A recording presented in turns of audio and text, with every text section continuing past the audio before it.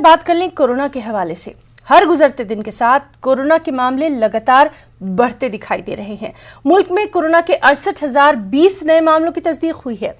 गुज़िश्ता 24 घंटों पर अगर नजर डालें तो कोरोना से 291 अमवात हुई हैं। इसी अरसे में 32,231 अफराद सेहतयाब हुए। आदाद-ओ-शुमार के मुताबिक मुल्क में कोरोना के 5,21,808 एक्टिव मामले हैं। अब तक कोरोना ने 1,61,843 लोगों की जान ली है।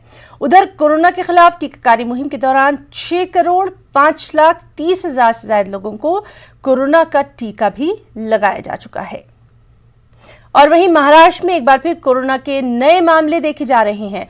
हुकूमत के मुसलसल सख्त इक़दामात उठाए जाने के बावजूद महाराष्ट्र में कोरोना की रफ्तार में कमी दिखाई नहीं दे रही। गुज़िश्ता 24 घंटों की अगर बात करें तो रियासत में 40,414 नए मामले देखे गए। 108 अफराद की कोरोना से मौत हुई है। महाराष्ट्र के वज़ीर आला उद्धव ठाकरे ने इतवार के रोज़ ही कहा कि अगर लोगों ने कोरोना की गाइडलाइन पर सख्ती से अमल नहीं किया तो रियासत में फिर से लॉकडाउन नाफिज किया जा सकता है। उन्होंने कहा कि रियासत में कोरोना के लगातार बढ़ते मामलों को देखकर लॉकडाउन जैसे सख्त कदम उठाने पर गौर किया जा रहा है। सीएम उद्धव ठाकरे ने कोविड टास्क फोर्स को भी तैयार रहने की हिदायत जारी कर दी है।